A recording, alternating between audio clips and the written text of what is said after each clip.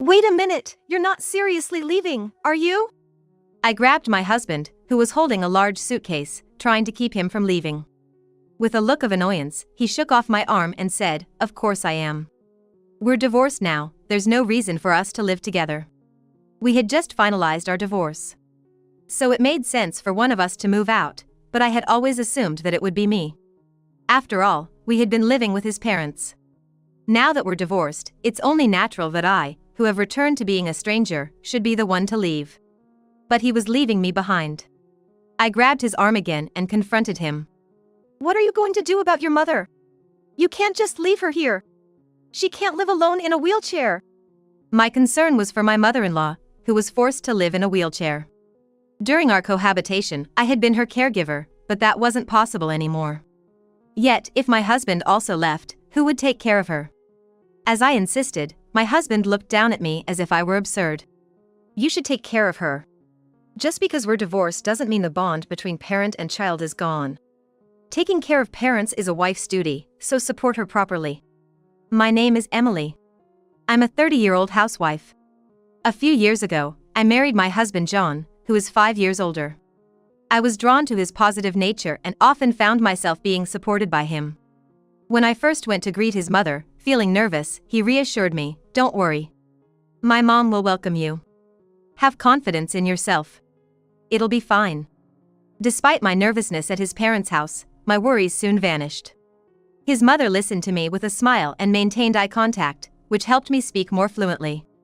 Each time we met, she greeted me with the same smile. His father had passed away, and she was living alone. Recently, she had mentioned feeling bored. John, an only child, had no sisters, so his mother was thrilled to have a daughter-in-law, saying, "I'm so happy to finally have a daughter, and such a good one at that. I'm truly fortunate. Please don't hesitate to be part of our family." Our relationship with my mother-in-law grew closer after marriage, supporting each other when needed. Before my marriage, I lacked confidence and was prone to worry. But gradually, I gained confidence thanks to my husband and mother-in-law. She became one of the women I admire. Even after her children were grown, she spent her time meaningfully, pursuing hobbies and learning new things. Seeing her enjoy life inspired me to do the same. Life is short. Don't waste it being upset or troubled by things or people you dislike. Focus on those who value you and things that fulfill you. Life is not so bad when you do that.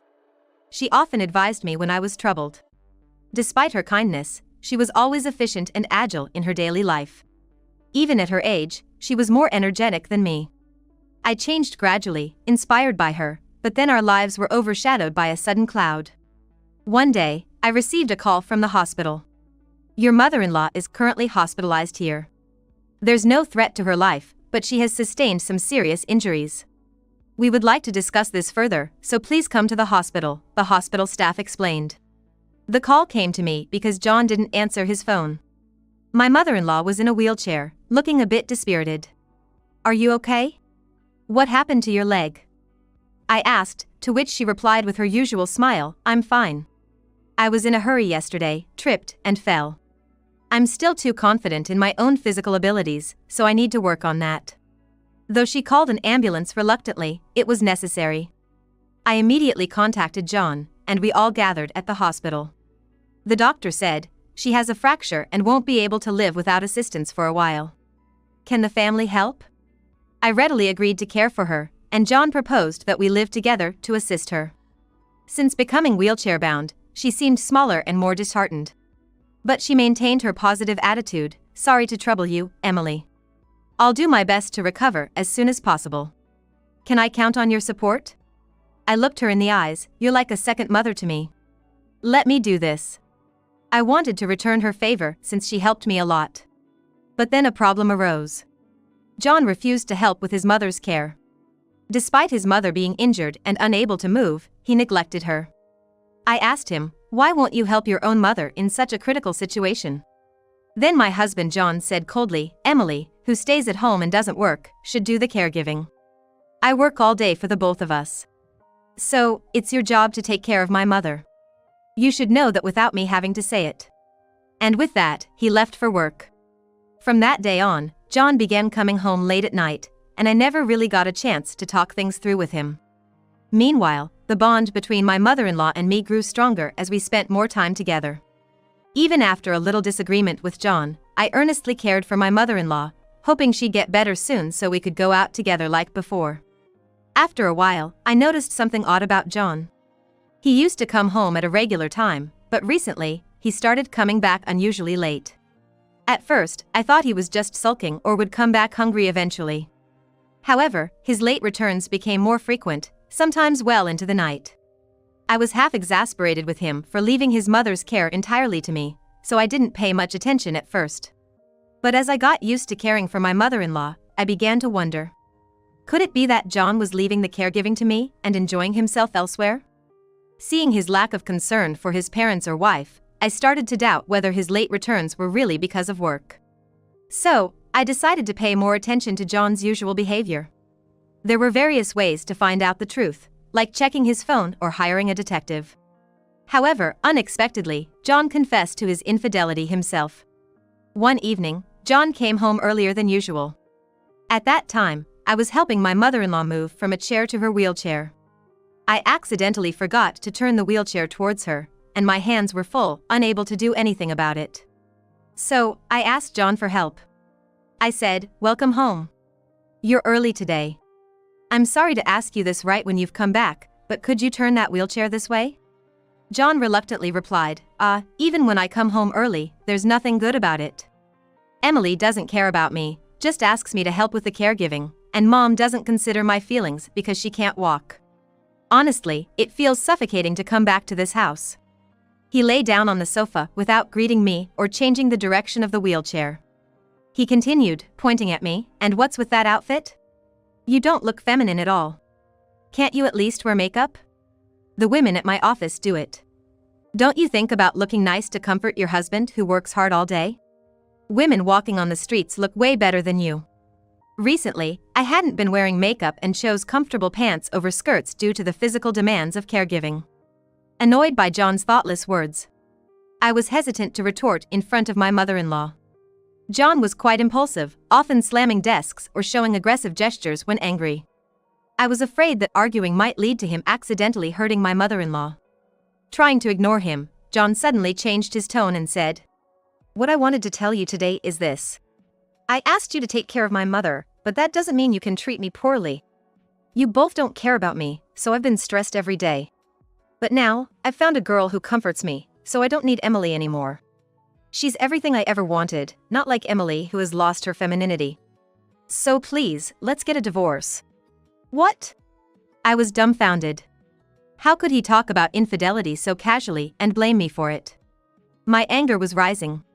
But to be honest, I had been fed up with John's behavior for a while. As much as his words hurt, I agreed to the divorce. My mother-in-law, who had been listening, furiously scolded John. "What are you saying? Emily has been dressing comfortably for my sake, putting aside her own desires to care for me. She's a kind and skillful woman, a real lady in my eyes. Don't mock her anymore. You can't just betray such a woman and get away with it." She reprimanded him with such force, it was hard to believe she was sitting in a wheelchair. I calmed my mother-in-law, "Please don't blame yourself. I'm very grateful to you." Then I turned to John, "You think I treated you poorly? You don't realize that I cooked dinner every day, waiting for you to come home. You wasted that, not me. If you think being cute and stylish is love, then fine, let's get divorced." But John remained unyielding until the end, saying, "I'm not wrong. Emily, who abandoned her femininity to do nothing but caregiving, is no longer valuable as a woman. The girl I'm seeing now is younger and prettier than you can't compete with her." I realized arguing was pointless. Resigned, I couldn't even bother to stop John as he left for his affair. I had given up on any reconciliation, so I informed my mother-in-law about proceeding with the divorce. She apologized, saying, "I can't believe my own child would do this. I'm truly sorry, Emily. From now on, live your life for yourself." I assured her she wasn't at fault and began the divorce proceedings with John. I also filed for alimony and successfully finalized the divorce. John was no longer my husband. My mother-in-law said, holding my hand, "Emily, thanks to you, my leg has improved a lot. I don't know what would have become of me without your support. You've been my lifesaver." Now, live your life for yourself. But I could see her leg hadn't fully recovered. Distrusting my ex-husband, I urged her to take care and said, "Please don't overdo it. If you need anything, just ask." She replied, "I can't do that. I can manage most things myself, and if something comes up, I'll rely on John." That's how it should be, right? I was at a loss for words, seeing her weakened state. Watching me, John mockingly suggested to my mother-in-law, "What? Now that you're free from a woman with zero charm, you want me to take care of Mom? How can I ever be happy like that? Please, Mom, let your son be independent already." He then looked sternly at me. "Just because we're divorced doesn't mean you can act like we have no relationship. A divorce doesn't sever the bond between mother and child. You have time to care for her since you're just at home all day, unlike me, who's busy with work. So, I'm allowing you to stay in this house. Continue taking care of her properly." He said this triumphantly. My mother-in-law, who had turned red with anger, was the complete opposite of the pleased John. "I will support your mom here. But don't get it wrong. I want to protect her. A heartless son who decided to leave his mother who struggles to live alone, without hiring a helper or finding a facility for her. Whatever you say, just take care of Mom properly," John said dismissively. He seemed relieved that I would continue caring for her, gathered his things, and left the house abruptly. After watching his car leave, I sat down on the sofa, letting out a sigh of relief. My mother-in-law, with a mischievous smile, said, "We did it, didn't we?" I returned her smile. It was the beginning of our life together, just the two of us. A month later, John contacted my mother-in-law. Unlike me, who had immediately blocked John's number after the divorce, she hadn't set up any blocks, thinking he wouldn't contact her again. Sensing something from her puzzled expression during the call, I took over.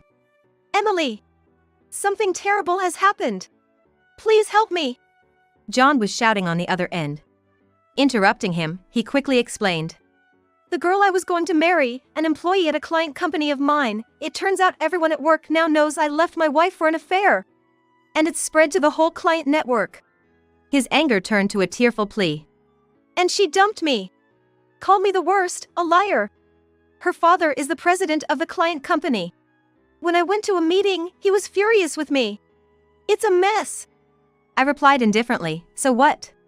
Then, as if taken aback, John suddenly became timid and began to stutter. "So, that's why. I mean, I got dumped, and the president is furious at me, deceiving his daughter. Please help me." "Why should I help? We're divorced and strangers now. I have no obligation to help you." As I was about to hang up the phone, John suddenly burst out in a loud, angry voice. "Don't joke with me. You caused all this, didn't you? I'm being sued by her father, and it's affecting my job. I have to apologize daily at work. It's your fault. I'm sorry for my mistake, but it's too much. From now on, you will listen to me and do what I want, will you?" I sighed deeply. "I don't understand you. I never contacted your company. Maybe someone saw you and spread the rumors. It's your own doing." I didn't say it to John, but I thought it was somewhat a good thing that this happened. Had he married the unsuspecting employee, it would have been unfair to her. It seems that John is now being criticized at his company for being a terrible person and for worsening the company's performance. John continued to blame me, saying he couldn't work properly and that I must have told someone at his company. "I didn't contact your company. Please don't call again," I said, ending the call and setting up a block on his number for my mother-in-law. I couldn't help but smile, thinking everything had gone as planned. I never told anyone at John's workplace about the affair. The person I informed was the president of the client company, who was John's affair partner's father. In fact, I knew about John's affair and his plans to marry the other woman. Coincidentally, my mother-in-law knew the president well and they were on good terms. When my mother-in-law started her wheelchair life, the president visited her while she was feeling down. He mentioned his daughter's upcoming marriage to cheer her up, saying, "My daughter is getting married soon, and I'd like to invite you to the wedding." "That's wonderful. She's grown up to be of marriageable age. I'm looking forward to it. What's the gentleman like?" my mother-in-law asked cheerfully. The president, relieved to see her in better spirits, showed a photo of John. My mother-in-law, deciding it was best not to react impulsively, gave a neutral comment on the photo. After the president left, she told me everything. She was distraught that her son was involved with her friend's daughter. I said, let's first confirm if the daughter is aware of the affair. If she's being deceived into thinking he's single, we'll inform the president. If the president finds out. My mother-in-law nodded in agreement. That's fine. If she's aware of the affair, she should face the consequences. Seeing her shaking, I prayed the daughter was an innocent victim. It was later revealed that John lied about being divorced and single. After John left our home, satisfied with the divorce, I wrote a letter to the president. When we met later, he was a kind man who apologized profusely and even gave me an expensive gift. The daughter, also a victim, apologized several times and was determined to sue John. John, having angered the president and his daughter, was in big trouble. I thought my revenge was over, but John started contacting me repeatedly. All right, nobody's at fault. You're still looking after my mother, right? Then you're still part of my family. Let's live together. Not in that old house, but in my apartment. I've got laundry piling up. He shamelessly suggested, among other nonsensical things. No matter how many times I blocked his number, he kept calling from different ones, so it was a never-ending game. Eventually, we set up a block for all numbers except those registered. One day, someone started rattling our front door. My mother-in-law and I exchanged glances.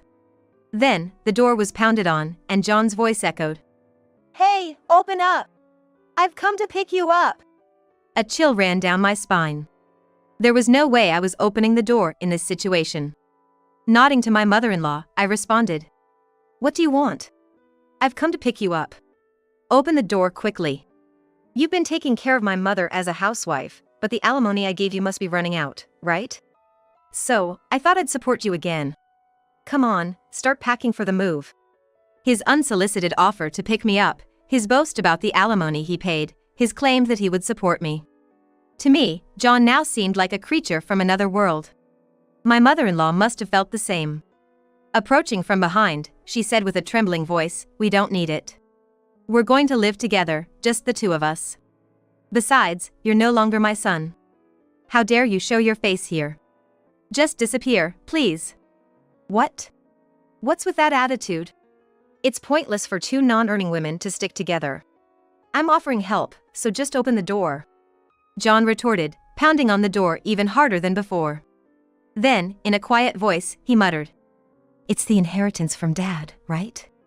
When I let out a surprised sound, John began pounding on the door as if trying to break it, rattling the lock continuously. Yeah, that's it. Two women with no money can't live on their own. There must still be some of Dad's inheritance left, right? You've been living off it, keeping it a secret from me. I can't believe it. I'm his son. I have a right to inherit too. Indeed, my father-in-law had passed away. But the inheritance issue had been settled. John must have received his legal share. It's not from Dad's inheritance. I've been giving Emily my own money every month. About $4,000 as living expenses and as a thank you for taking care of me even after the divorce. After my mother-in-law's chilly response, John's dumbfounded voice came through, huh? A woman like Emily is rare nowadays.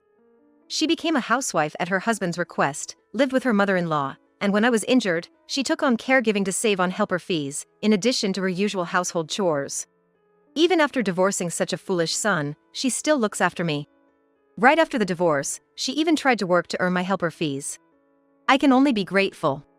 Moved by my mother-in-law's sincere words, I added, I'm working from home now to contribute to our living expenses, even if it's not much.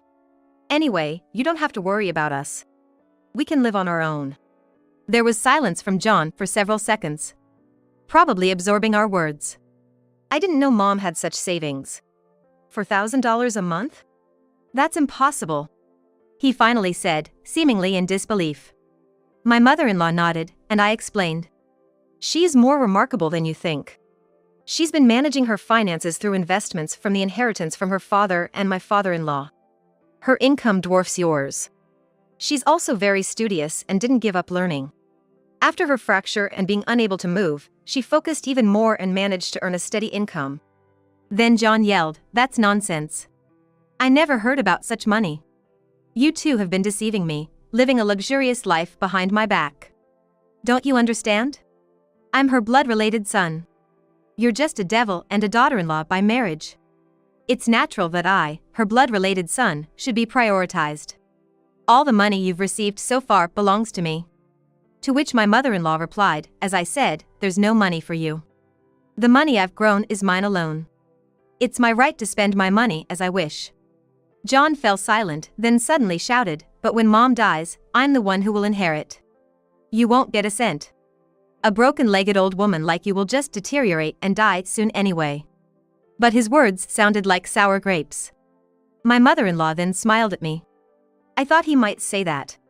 That's why I'm moving all my assets, like real estate and stocks, to Emily through a living trust. We're consulting with a tax advisor about how to proceed to minimize taxes. Then she continued. Even though you have a legal right to inherit, I'm selling this house to finance our new home and move.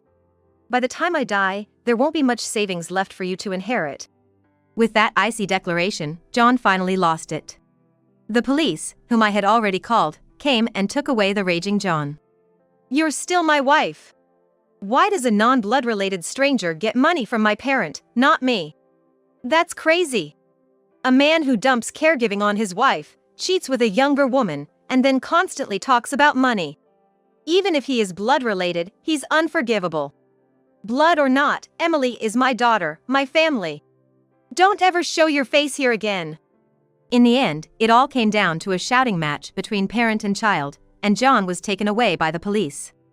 Following our declaration, my mother-in-law and I sold the house and moved. We also changed our cell phones, not just blocking calls, finally severing all ties with John. Our relationship with the president remained good, allowing us to learn about John's subsequent life.